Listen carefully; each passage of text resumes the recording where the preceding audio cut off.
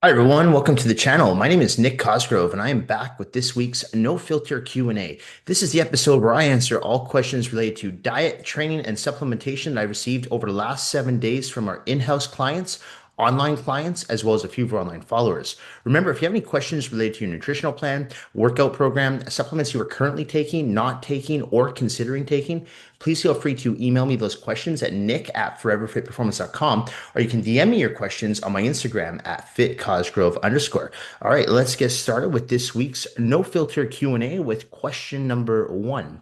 Nick, why does fat loss stall even when calories haven't changed? Good question. For a few reasons. One, your calories haven't changed. If you've noticed that you've hit a plateau with your weight loss goal, there's a good chance that you might have to decrease your calories. Now, notice I said weight and not fat. All right, because I talked about this earlier last week about the difference between losing weight versus losing fat. And I talked about this on my new coaching reality series that you can check out on our YouTube channel today. So there is a difference. If you want to just lose weight, as in water, fat, and muscle, count your calories. If you want to lose fat and preserve muscle and hold on to water, because your body needs water, you want to focus more on counting your macronutrients. But with that being said, you want to make sure that if you are paying attention to your macronutrients, you're also paying more attention to your micronutrients, the quality of the foods that you are consuming. All right. So if you've hit a plateau with your weight loss, you would like to have an idea of how much carbs you're having per day, how much fats you're having per day, and how much protein you're having per day. All right. So let's say that you're on a consistent, losing maybe 1 or 2 pounds a week, and all of a sudden you hit a plateau. And your carbs are at about 150 grams per day, your fats are about 75 grams per day, and let's say your protein's at 175 grams per day. All right. So when I look at someone's diet plan like that, if I'm designing it, what I'll look at is A, how much cardio is the person doing? Okay. Can I afford to decrease a macronutrient, or should I rotate a macronutrient? Okay. So if the client is doing no cardio, I might say, you know what, keep the diet the same right now and let's add 20 minutes of cardio a day.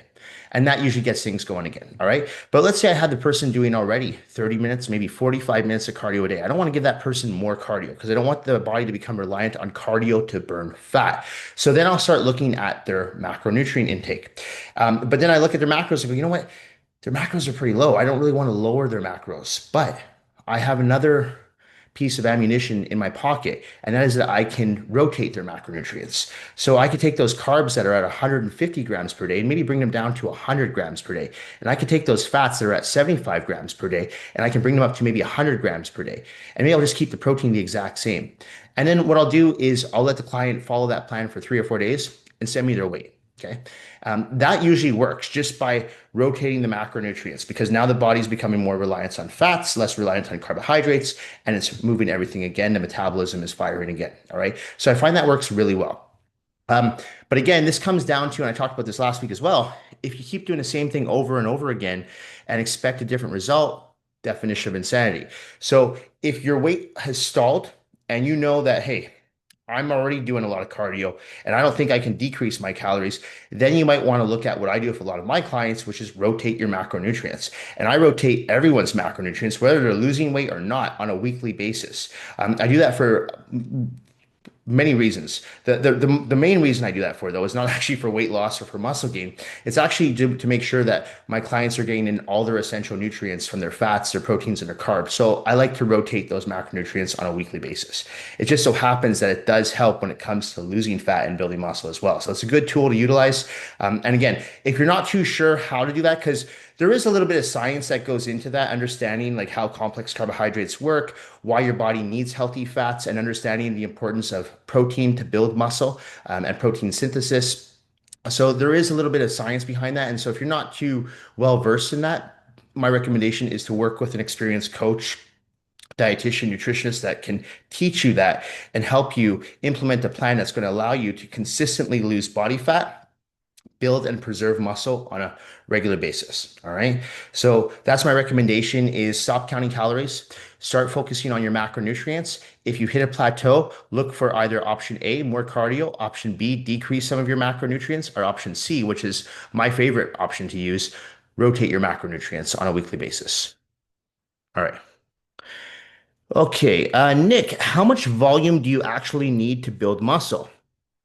I'm a high volume guy. I've always utilized high volume training in my workouts. A lot of people will say, well, that's overtraining when I talk about doing 40 sets for chest. I say, look, I'm not doing 40 working sets for chest. I'm doing probably about maybe 15 working sets for chest, but I incorporate a lot of warm up sets. I incorporate a lot of drop sets. I do a lot of circuit training. I do some pre-exhaust techniques. So I count that all as my 40 sets in this case. Okay. I feel that high volume training works exceptionally well for people who are natural, as in not using anabolic steroids. The whole doing, 6 or 7 sets for a muscle group, in my opinion, is not enough. All right. Because there's so many different planes and ranges of motion. You even take a small muscle group, let's say like the chest, right? So we're using the chest as an example, which is a small muscle group. The chest only has pec major, which is responsible for pressing, and pec minor, which is responsible for flies. That's it. So there's really just two muscles in your chest cavity as a whole for both male and female. So what I typically do with a chest workout is I'll focus more on the angles. I can do a low incline press, I can do a high incline press, and I can do a flat press. I can do a low incline fly, and I can also do a cable crossover fly. Okay, I'm not a big fan of doing decline work for chest, but that's another option for people who do like doing decline movements in order to work the lower pectoralis major. Okay, but that right there gives you 5 different exercises, right? All just by angles. And then you take a muscle group like back, which is the largest muscle group in the human body. And my God, I have 2 back days because there's so many exercises to do for back. So when you think of all the pull downs that you could do, a wide grip, overhand grip, pronated pull down, you could do a reverse grip, supinated pull down, you could do a closed grip, neutral grip pull down. Those are just 3 separate pull downs for your back. Never mind chin ups, right? Whether you're doing pronated chin ups or supinated chin ups, right? So there's all different movements, and that's just for the lats for pulls and pull downs, pull ups. Then you've got rows. You could do T-bar rows, neutral grip, bent over barbell rows, whether you're using a pronated grip or supinated grip, right? And then you can do your cable rows using a neutral grip. So there's so many different angles again to utilize with back. So with back, I also find that, for my row day, I might do 40 sets. On my pull down, I might do 40 sets. And again, a lot of people are going to say that's overtraining. You're going to get injured. You're not going to get results. Did it for years. Always placed top 5 at any bodybuilding show I ever did. Okay. Never, knock on wood, have had a serious injury. Okay. That was caused by lifting weights. All right. So it's worked for myself and for the past 20 plus years. It's something I incorporate with my clients. No one's been injured with me working on the floor. I find it's a really good way to train. And again, I'm a firm believer, as I've talked about in the past, training one muscle group per week. All right. So not training the same muscle group 3 times per week. If I do that chest workout with 40 sets on a Monday, I'm not doing it again until the following Monday. So it gets a full 6 days to rest till I hit it again. All right. So that's what I mean by making sure that you're training intelligently, approaching your workouts methodically. You're not going to overtrain. You're not going to overtax your central nervous system, and you're going to get results. So again, I'm a high volume guy. I'm a high volume coach. I utilize high volume training with both my own workouts and my clients' workouts. I've seen it work. I'm not a big fan of the high intensity, low volume. Personally, I see a lot of injuries come from that. So I stay far away from anything that's going to cause injuries because if you're injured, you can't train. All right. Okay. Uh, Nick, should you train to failure for muscle growth, or is that overrated? I had this question a few weeks ago, so I'll keep it brief. My recommendation, do not train to failure. All right. The risk to benefit ratio is not worth it. All right. You take on so much more risk by training to failure. Also, when you are training to failure, in my opinion, you're getting those last maybe 2 or 3 forced repetitions. They're usually using ballistic form. You're stressing your tendons, so your joints, your ligaments, your tendons. The muscles are taking very little pressure. Okay, at that point, very little stress. So I always think, train to about 75 to 85% of a set and call it there. All right. So you make sure that you're getting the most out of the muscle fibers. Your joints are not taking over because the goal should always be to preserve your joints, your ligaments, your tendons. So you want to keep the stress on the muscle bellies. Okay. That's the whole ideology behind hypertrophy. You want to build your physique. You don't want to tear it down. So you want to make sure that you train smart. So my recommendation, train at about 75 to 85% of maximum exertion, which means that if you're doing an incline dumbbell chest press, you realistically could probably do 1 or 2 more reps if you really pushed it. But if you don't have a spotter and you're starting to way back? Are you starting to use momentum? Are you starting to use more shoulders than chest? Maybe your elbows are starting to flare out more. Now you're risking injury. All right. So I do not advise anyone to train to failure. I think that again is more ego based. And if you want to get the maximum results with your physique, as in you want to build that solid, lean, dense muscle that I talked about time and time again, stick to that 75 to 85% of intensity in the gym. All right. Nick, why do some people gain muscle easily while others struggle? Well, again, a few reasons. One is genetics, right? There are those few people out there who are genetic freaks. Like you look at, I've talked about the Mr. Olympia. Yeah, all those guys on a Mr. Olympia stage train hard, but they're the genetic elite. They're the ones that put on muscle fairly easy. You can usually tell with those people after a few months to maybe a year of training that they're going to do very well in bodybuilding, men's classic physique, bikini for women, women's physique. So they're the genetic elite. For a lot of men, that might be smaller joints, nice round muscle bellies. Seven-time Mr. Olympia Phil Heath comes to mind. So that type of physique. Lee Haney, eight-time Mr. Olympia, those small little joints, a nice big clavicle, big chest, small waist. So there are people who are just structurally designed for bodybuilding, right? And those people tend to put on muscle quite easily. They're also more of what we call mesomorphs. So they have the ability to lose body fat and build muscle quite easily. Okay. So they've won like the genetic lottery. You look at professional athletes, basketball players, hockey players. Yes, there's a lot of talent, a lot of hard work, but why do some people make it to the NBA or to the NHL or to the NFL while others who work just as hard don't? That's where usually genetics takes over, right? So it's the genetic elite. But with that being said, and I mentioned this a few weeks ago as well, don't become a slave to your genetics. Don't put limitations on yourself because of your genetics. I always talked about how I have shitty white guy genes. Very true. I do. I had a small back. I put on body fat, not easily, but if I don't watch my diet, I could easily get a gut, right? So I know I have some people who I've worked with who I have to feed them lots of calories and they will never put on a gut because their metabolism is just so fast. So you have to understand your body type. Are you an endomorph? Are you an ectomorph? Endomorph as in someone who gains muscle quite easily, but also gains body fat quite easily. An ectomorph, someone who loses fat quite easily, but if their diet's not dialed in, they'll go into a catabolic state and they'll drastically lose muscle just as quickly. Okay. So once you understand your body type, then you can put together a customized training program that's going to complement your nutritional plan. Okay. As I've talked about, two people shouldn't follow the same nutrition plan and the same training program, even if they're both ectomorphs or endomorphs, because you have to work with your genetics, not against them. Okay, so that's the reason as far as genetics are concerned. And then there's also a reason that some people just don't push it as hard. Some people don't train as consistently in the gym. Like the reality is, if you're someone who trains sporadically or you go to the gym and you wander around aimlessly and you don't have a game plan, no, you're not going to get the same results as someone who's dedicated, going to the gym 4 or 5 times a week, has a game plan, knows exactly how they're going to execute each movements, keeps the phone far away from the workout, whether it's in their pocket or on the sideline, so they're not looking at their phone during sets. That person is going to achieve greater results than the person who is just wandering around, cruising TikTok and Instagram, and shows up sporadically from time to time in the gym. So you have to have a game plan. So that's the obvious reason, right? But if you are doing everything right and you're just getting frustrated, don't let your genetics deter your work ethic in the gym. Okay. Because I've always said someone with a strong work ethic can outperform someone who's got the elite genetics and a shitty work ethic. All right. In anything. You just have to keep pushing as hard as you can and stay in your own lane and stay laser focused on what you want to achieve with your health and your physique. Okay. Nick, what matters more for fat loss, training intensity or diet consistency? So I'm a firm believer that consistency in anything will always over triumph intensity. Always. All right. Because the thing is, you can't be intense 24 hours a day. You can't be motivated 24 hours a day. It's impossible, right? We're human beings. We're not machines.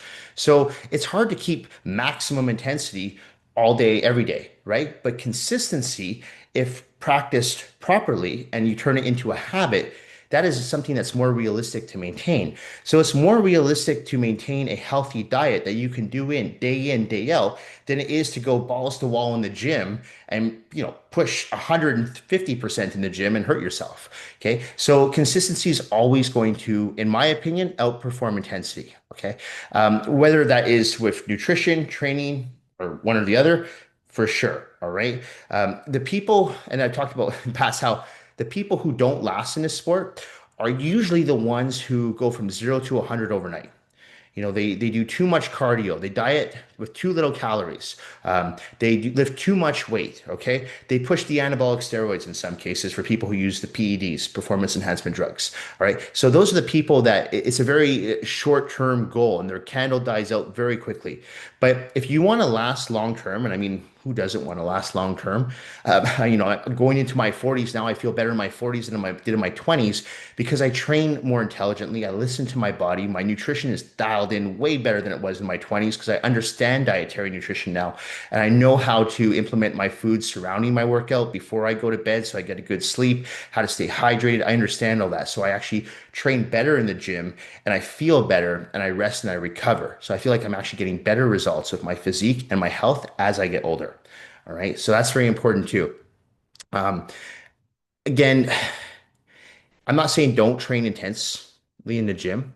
Like, yes, you should be training intensely, but go back to that rule of thumb that I just said earlier in one of the previous questions, 75 to 85%. Okay. Don't go 100, 150% because you're going to burn out very quickly. And also, if your diet's not dialed in and you're not practicing a good nutritional plan on a consistent basis, you're going to get half the results because it's 50-50, 50% training, 50% diet, period. All right. Okay. Nick, how long should you stay in a caloric deficit before taking a break? Well, there's no exact timeline for this. What I typically do with my clients is I like to give I like to give some people, I should say, cheat meals throughout the week. Now, some people I give one cheat meal a week, others I can give 2 to 3. It really depends on the metabolism. Depends on what their training goals are, depends on their lifestyle, and it really depends on their training frequency as well. So there's all these different factors to take into consideration. But the reason I like to implement cheat meals into someone's plan, it's not to spike their metabolism again or any of that nonsense. It's more just for the mental break. So if you're someone who's following a pretty regiment diet, and you're eating like 95% of the foods that are going into your body are clean foods and are kind of bland foods in some cases, especially if you're getting ready for like a bodybuilding show or photo shoot and your body fat has to be in single digits for guys and maybe for like low double digits for women, yeah, it's going to suck. You're going to feel a little bit, irritable. There's going to be times where you feel cranky, tired. Of course, that's all normal. That comes with a very extreme diet, right? I'm talking about extreme diets. And so for those people, I like to implement cheat meals into the plan. So it just gives them more of a mental break. It's not necessarily that they need the physical break. It's just more the mental break from the diet. So, it could be after, like I said, my Canadian clients send me their check-ins on Friday mornings. They might want to go out on a Friday night and have a nice dinner. Big bowl of pasta, a couple glasses of wine, whatever it may be, and they can have that. So it's more of a mental break, and it doesn't affect the weight on the scale because, again, the rest of the week, if it's just one cheat meal a week, their diet's dialed in. So that one cheat meal, the only impact that one cheat meal has is on the next day because the scale will go up, but that's just water retention. And usually within 2 or 3 days, the weight's gone right back down again. So I don't incorporate a cheat meal to spike the metabolism because, again, that's bro science. There's zero science backing any of this data. Okay. So it's just things that you've heard over the years passed down from one bro to the next bro. And I talk about the gym bros.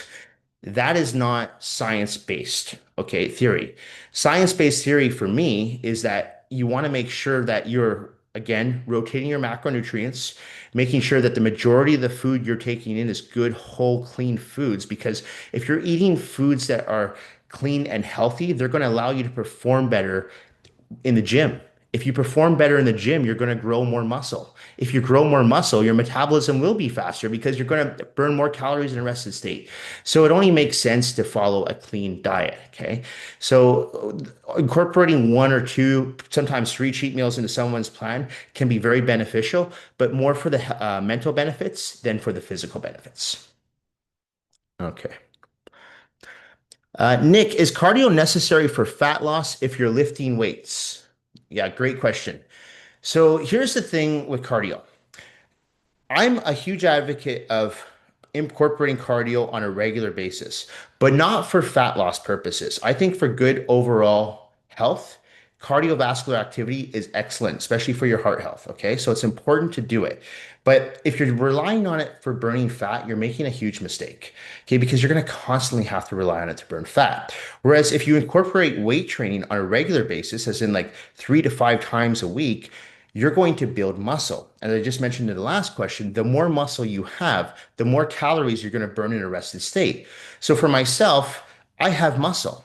Okay. I'm getting older now, so I don't have as much muscle as I had when I was in my 20s, but I have muscle. So as I sit here and do this Q&A, I'm burning more calories just seated here right now than someone who doesn't go to the gym and lift weights at all because my metabolism is faster, right? Because I'm carrying more muscle. So I'm burning more calories in a rested state. Okay. So I would even argue that I burn even more calories sleeping than I do sitting right here. Okay. So that's why it's so important that if you want to keep your body fat low, you need to incorporate weekly resistance training workouts into your plan. And I would put more emphasis on that than the cardiovascular sessions. I'm not saying don't do cardio. Do cardio. Okay. If you enjoy cardio, if you like going for runs, if you like going to a spin class, or even if you just like me and you walk everywhere and you enjoy that, do it. I'm not saying don't do that. You're not going to lose muscle by doing cardio. That's if you've heard that, that's another misconception from the bros.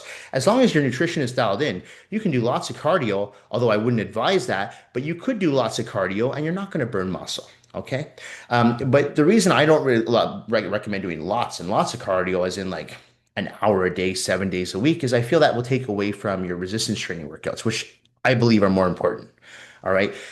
So if your goal is to keep your body fat low and you want to sustain that for life, as in you don't want to have to go on these yo-yo diets and you don't want to have to be doing 2 hours of cardio a day, um, get your ass in the gym and start lifting weights on a regular basis. Okay. It's going back to working smarter and not harder. You're going to maximize your results and you're not going to have to rely on doing endless amounts of cardio and going into severe caloric deficits just to drop your body fat. Okay. So again, work smarter, not harder. Okay. Okay. A few more questions here. Nick, how should resistance training change as you get leaner? Yeah, another good question. So every time I'm working with someone, and again, let's say they're getting ready for a bodybuilding show, a physique competition, photo shoot, whatever it may be, and we're trying to get their body fat down to very low digits, okay? Which, again, you don't want to be in low digits for too long because if you're a guy, for example, walking around at 3% body fat, that's very unhealthy. All right. So ideally, I like to see my guys around anywhere between 8 to 12% body fat. I feel that's a good range for most guys. And for the women, I like to keep them between anywhere from 15 to 20%. All right. To me, that's a very sustainable body fat to maintain and it's healthy and it looks good. All right. So those are the body fat percentages that I aim for with my clients. But sorry, my alarm is going off here. Um, if you are getting leaner, okay, you're not going to have as much fat protecting your joints. You're most likely not going to be retaining as much fluid either. Okay, that happens as you get leaner. So you almost get a little bit more of a dry look to your physique. So because of that, you have to be very careful in the gym. Now, you don't necessarily have to lift lighter because you're leaner, but you might require more warm-up sets. For example, okay, you might want to start incorporating maybe a few Pilates sessions or yoga sessions in order to keep your joints moving well. So you have that ability to release that synovial fluid more efficiently throughout the body. Okay. So I noticed that when I used to get ready for competitions, the leaner I got, the more susceptible I became to potential tears in the muscles. Okay, I noticed that my joints required a little bit more warm up. So what I started to incorporate were more daily stretches. I would do 30 minutes of stretching at the end of every workout. And I found that really helped increase my mobility and my flexibility. And I needed that because my body fat was very low. So as you start to get leaner, just pay attention to that. And I'm talking like very lean here. So if you're someone who is walking as a guy around 8 to 12% body fat, you're probably not going to have to worry about too much happening in the gym as far as potential tears. Obviously, if you're not paying attention to what you're doing, then yes. But you do want to pay very close attention, and I can't stress this enough, to your joints, your tendons, and your ligaments, because to me, if you injure, let's say you do tear a muscle tendon, all right, that could take potentially anywhere from 6 to 8 to 12 weeks to fully recover. And if it requires surgery, you could be looking at 3 months to 6 months easily, all right, depending on when you get in for the surgery. So you don't want to screw around with that. So just really pay attention to your body. And if you are someone who is getting ready for a physique competition, or you're getting ready for your wedding, or you're getting ready again, maybe beach vacation, photo shoot, whatever it may be, as you start to drop weight on the scale, as your body fat starts to go down, take more time in the gym to warm up. Take more time in the gym to cool down. Okay. Pay very close attention because you are becoming more susceptible to potential injuries. Okay. Because you are leaner. There's less cushion in the pushing to say, right? There's less fat protecting your joints, your ligaments, and tendons. And we need fat, right? We do. The body does need fat. So without it, or once it's very low, you are at risk for injury. So make sure you warm up properly. If you have to lift lighter, lift lighter. Okay, that's fine. But don't just set yourself and say, well, now I have to lift lighter because I'm leaner. Don't say that, but pay attention to your body because there were times when I got ready for a show, maybe the last 2 weeks of a show, I was lifting a little lighter, but not because I was worried about tearing something, but more so because I actually couldn't lift the weight anymore because I was a little bit leaner. I didn't have any fat supporting my muscles. Okay. So all my resources was going into burning fat and building muscle. So my strength was going down. I wasn't losing muscle, but I just didn't have as much strength, which is very common when you're getting leaner. Okay. So just make sure that you are paying attention. And one more thing too is beyond just paying attention to what you're doing in the gym, make sure you're staying hydrated. The leaner you are, the more water you should drink. All right. That's very important because muscle is 80% water, right? So if you're getting drier and leaner, you want to make sure that muscle belly is hydrated 24/7. Okay. All right. Last question. Nick, what's the most important thing you track to know if a program is working? So this kind of correlates with last week's episode of my new coaching reality series. And I talked about what I look for in weekly check-ins. And one of the most there's a few marks, few metrics that I use to gauge progress. But the one thing that I really rely on more than anything else, more than the number on the scale, more than energy levels, more if their weights are going up in the gym, the quality of sleep, all those are important. But the number one thing that I like to use, progress photos. And I would say 95% of my clients I work with send me progress photos. There's a few people that are a little shy and they don't want to send progress photos, even though they're just for me. I'm not going to post them up online. But for those people, I say that's fine. You don't need to send me your progress photos, but you should be taking those photos yourself on a weekly basis for only you to see. And the reason for that is because we're trying to change body composition. Okay. We're trying to improve your health. We're trying to improve your overall well-being. We're trying to turn bad habits into good habits.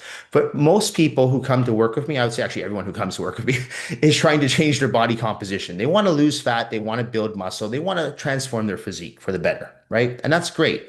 But the problem is when you're only utilizing the scale, and I talked about this on one of my Instagram reels last week. If you're only using the scale as a progress measure, well, what's going to happen when you hit a plateau on that scale and you're stuck at, let's say, 135 pounds for 4 weeks? You're probably going to get a little bit, demotivated and you're going to get discouraged. You're going, what the hell's happening? I'm doing all this cardio, I'm lifting weights, and my weight is not budging on the scale. But because you're not taking weekly progress photos, you can't look at a photo from, let's say, this week and compare it to a photo from 3 weeks ago. But if you could do that, you could be like, wow, you know what? My waist is actually quite smaller. My arms look a little bit bigger if you're trying to get bigger arms, for example. I have more definition in my deltoids. So those progress photos are crucial. And, so that's why I tell people they're great to have on hand because when you do hit that plateau, and I talked about this in that reel I posted last week, you will hit a plateau. Everyone hits a plateau. I hit a plateau. Clients I worked with for 15 years hit a plateau. Everyone hits a plateau. But it's important to be able to not only troubleshoot around those plateaus, but also understand that sometimes you're not plateauing at all. It's just that numbers staying stagnant, right? And or maybe your strength in the gym has stayed stagnant. You're not increasing your lifts in the gym, the number on the scale is staying the same, and you don't know what's going on, but your physique is changing. And I always tell my clients, I'm like, look, if we can lose body fat while building muscle, and preserving muscle, that's a win. And that is a very complicated process to follow. If your goal, again, is just to lose weight, easy. Go in a caloric deficit, do endless amounts of cardio, no problem. You'll lose weight. But the goal should be, in my opinion, to lose body fat, build and preserve muscle.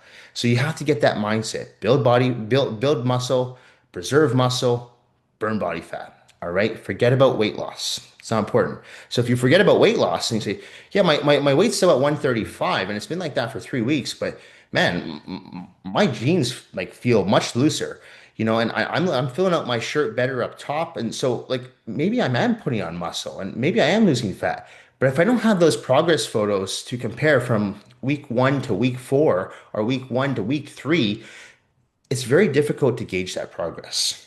I don't recommend looking at the photos on a weekly basis, like comparing week 1 to week 2. But I find for most people that 2 to 3 weeks, you can start to see more change in your physique. Obviously, if you're very lean, you will see. God, you can even see daily changes if you're taking daily photos. But for most people, I recommend, what I do anyway is if someone sends me their progress photos for, let's say, January 1st, I don't compare the photos with the following week on January 7th. I'll usually compare the follow-up physiques on January 14th. So I've had 2 weeks to compare the photos. And that's when I can start to see change. And if I don't see change, then I start making tweaks and changes to either the training program, nutritional plan, or both. Anyway, that's it for this week's No Filter Q&A. This episode will be going up on Monday, February the 2nd. As a reminder, if you have any questions related to your nutritional plan, your workout program, supplements you are currently taking, not taking, or considering taking, please feel free to email me those questions at nick@foreverfitperformance.com, or you can DM me your questions on my Instagram at fitcosgrove_. Thank you all for watching. Thank you for supporting my YouTube channel, my online coaching business, my in-house personal training business here in Vancouver, British Columbia. I truly do appreciate all the support and all the feedback that I receive from each and every single one of you. Thank you all again, and I will see you all next week. Bye for now.